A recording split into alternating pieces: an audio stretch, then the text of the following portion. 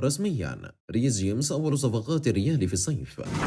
أهلا ومرحبا بكم متابعي قناة ستار سبورت. قبل أن نبدأ نشرتنا نرجو منكم الاشتراك بالقناة والإعجاب بالفيديو وتفعيل زر الجرس حتى تصلكم أخبار كرة القدم أولا بأول. وقبل أن نبدأ في التفاصيل، هل يكون ريس جيمس البديل الأمثل لتعويض كارفخال؟ شاركونا بالتعليقات.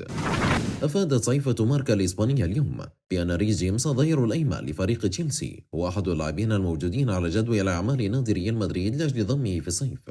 وكان جيمس أحد اللاعبين المحبب مشاهدته في مباراة الأربعاء على ملعب سانتياغو برنابيو بين تشيلسي وريال مدريد، ويعتقد بأن الميرينجي سوف يستهدف ضمه في المستقبل القريب.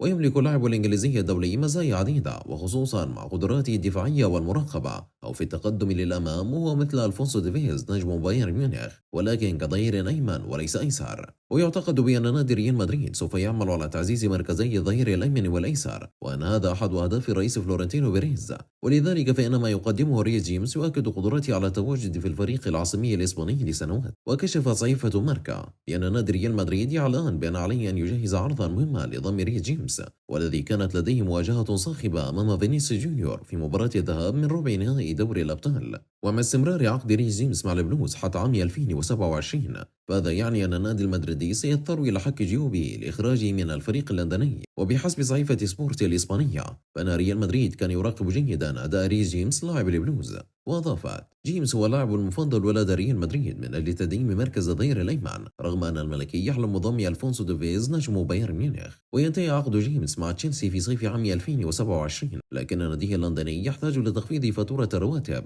وبالتالي قد يسمح برحيل لاعبه مقابل 50 مليون يورو. وأفادت سبورت أن هذا سعر معقول للاعب بمكانة ريس جيمس، مع الأخذ في الاعتبار ندرة المدافعين أصحاب جودة العالية في أوروبا. متابعينا الكرام، شكرا لكم على حسن المشاهدة، ولا تنسوا الاشتراك بالقناة والإعجاب بالفيديو وتفعيل زر الجرس فضلا وليس أمرا.